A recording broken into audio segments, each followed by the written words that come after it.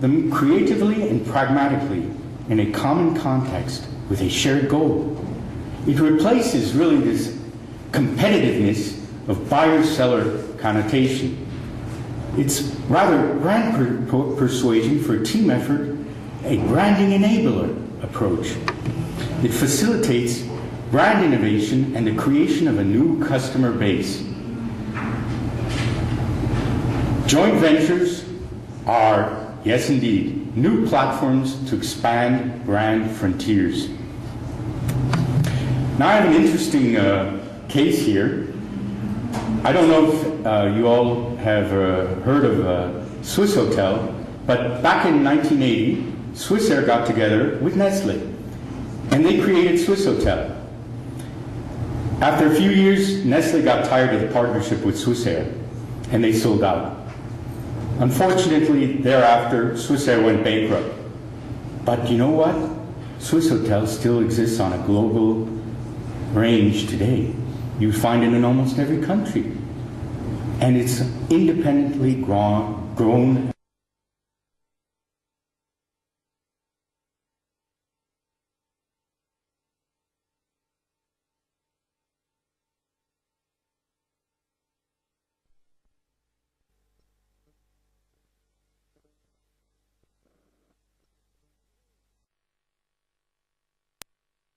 Really, optimal valuations can disclose unique factors that can be capitalized on. When Corsadoil was acquired by SmithKline Beecham, more than expected was paid. They were probably in the beginning kind of upset. That was because the trademarks were taken into consideration. They integrated perfectly into SKB's portfolio, and it was also possible to estimate the value of the line extensions in oral hygiene brands. Trademarks associated with high-quality goods and services can find their value diminished if the transaction, on the other hand, occurs with an organization that does not sustain these and related attributes. What if the acquirer may not be aware of these issues prior to acquisition and may expect the trademark will continue to provide the same pre-acquisition returns and benefits? For these reasons, I highlight again, a transactional due diligence is necessary. Litigation and dispute resolution. This is one of the broadest categories there are. It may be a contractual dispute over ownership rights to a trademark, or maybe infringement of the mark. In these cases, it is a matter for the experts in courts to agree upon acceptable methods of valuation. Now I'm coming to a very interesting case. It's one of the largest trademark infringement cases that ever happened in the world. What happened, in fact, was Payless Shoe Source purchased shoes from Adidas. Adidas took it in good faith. What did the Payless Shoe Source do? They sent the shoes to a company in a country. I won't say any more there. This company sent back fake Adidas. What does Payless Shoe Source do? They sell them. And they thought they were going to get away with it. Well, I would say they had to pay dearly. The U.S. jury awards Adidas over $300 million. This leads us to one of the most important parts to valuation process. The valuation process is really a combination of two distinct parts. The execution of a method to quantify and arrive at an actual value, a comprehensive process corresponding to the purpose and valuation context. These parts are independent, but yes, they work together for a final outcome. In some cases, it is not easy to distinguish between the process and the method. The valuation processes and methods can be practiced to varying degrees of sophistication. They also are correlated and independent.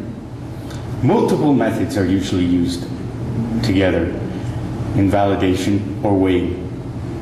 The one thing I have to emphasize here is, unfortunately, Again, standardization is weak.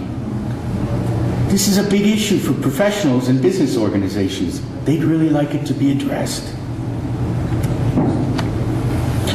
Categorizations and terminology can vary widely. Occasionally, a distinction is made between qualitative and quantitative methods. No. All methods used take both aspects into consideration. The deductive value is predominantly expressed in financial terms. Other approaches express value in a holistic form. Within these notions are critical. There is an element you must take into consideration. That's a company's cost of funds, both in debt and equity. The minimum return that investors expect to provide capital to a company. This is the benchmark for providing capital for assets such as trademarks. This brings us to the time value of money. The discount rate. As we well know, $1 today is not worth $1 tomorrow, the same as $1 tomorrow. And it has to be somehow taken into effect. This is done by using the weighted cost average of a company's capital. This is the discount rate at which a time value can be attributed to intangibles like trademarks. This leads us to the three principal methods, I must emphasize here, to trademark valuation.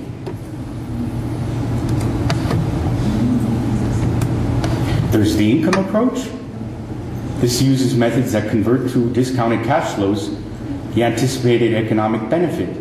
This is the primary foundation for valuation. The other methods are really used as a support. Market comparable approach, when a brand is compared to alternatives such as companies with similar assets that have been sold. And yes, the cost approach, which utilizes the brand assets and liabilities.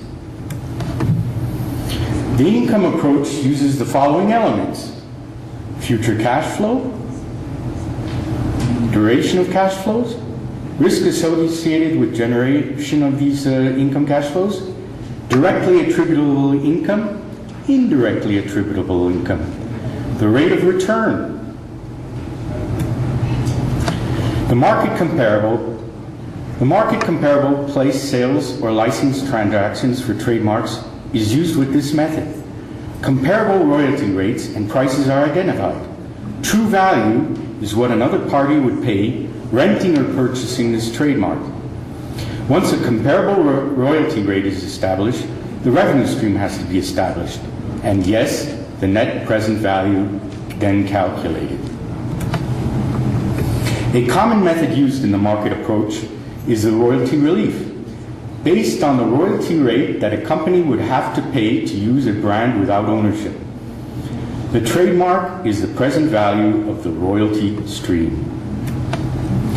In the cost approach, one of the cost approaches used is the trademark attributable development costs, the proportion of expenses incurred historically in the trademark development.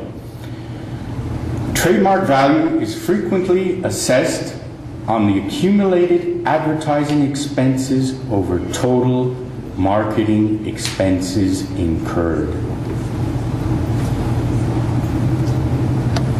The royalty relief method is founded on trademark strength in the following manner. You estimate the brand net sales. Determine a foreseeable royalty rate that two unrelated parties would have to agree to for the transfer of comparable brands. Multiply the estimated royalty rate by the forecasted sales of the trademark over its economic life. This leads me to my conclusion. I'd like to just put some thoughts that I have had thinking about this presentation and about my audience. Brand value is less of a reporting exercise. I really don't think so. I don't think we're there yet where, for example, the accounting systems of the US and of Europe are comparable enough where they can use both. We have to wait some time still. Rather now, it's a tool to understand the health of a brand and how to increase its value. well-managed brands have extraordinary economic value and the most effective and are efficient creators, yes, of sustainable wealth. Globalization will lead to a